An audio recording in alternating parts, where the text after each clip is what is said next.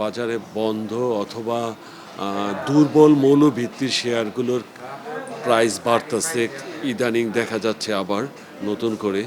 এটা এটা মোটেও কাম্য না। তবে এটা দেখার দায়িত্ব যাদের, তাদেরকে ব্যবস্থা নিতে হবে। হুম? এটা তো আসলে বিনিয়োগকারীরা এটার সমাধান করতে পারবে না। এটার জন্য অথরিটি আছে, তারা দেখবে। এখন যেই এর মধ্যে কিছু কোম্পানি যারা এর আগে ব্যবসায়িক বা পরিস্থিতির কারণে তাদের ব্যবসায়িক অগ্রগতি দুর্বল ছিল, এখন তারা হয়তোবা ভালো করতেছে, ভালো ইপিএস দিতে পারে।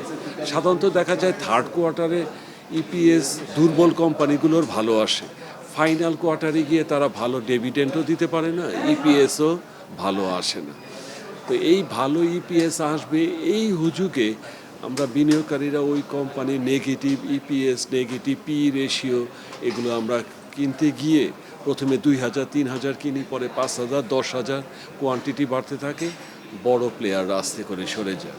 তো বিনিয়োগকারীদেরকে এই ব্যাপারে খুব সতর্ক থাকা উচিত। হ্যাঁ, অবশ্যই ক্ষতিটা বিনিয়োগকারীদের। তবে ইদানিং আবার কিছু ভালো কোম্পানির শেয়ারও দাম বাড়তেছে, এটা একটু লক্ষণীয়। যেটা কিছুদিন আগেও আমরা টপ 20-তে দেখতাম যে 20টার মধ্যে 18টাই জেড গ্রুপের শেয়ার, এখন দেখা যায় 4-5টা জেড, বাকিগুলো এ আর বি গ্রুপের শেয়ার। তো এটার ব্যাপারে আইসিবির একটা বড় ধরনের ভূমিকা নেওয়া উচিত। ভালো শেয়ারগুলোকে তাদের সাপোর্ট দিয়ে যদি তারা টাইনা ওঠায়, তাহলে বিনিয়োগকারীরা ওই শেয়ারের প্রতি আরও আগ্রহী উঠবে। এগুলো সবসময় তাই দেখা যায় যে সমস্ত কিছু হয়ে যাওয়ার পরে তারপরে নাম কস্ট একটা জরিমানা করা হয়, সেটা কি হয়, আদায় হয় নাকি আদৌ আদায় হয় না, সেটার প্রভাব পড়ে গিয়ে মানে ফরচুনের গ্যাম্বলিং হয়েছে আজ থেকে 4-5 বছর আগে, এখন এটা নিয়ে মামলা মোকদ্দমা জরিমানা এবং মার্কেট অস্থিতিশীল, এটার কোনো মানে হয় না। শুরুতেই এটাকে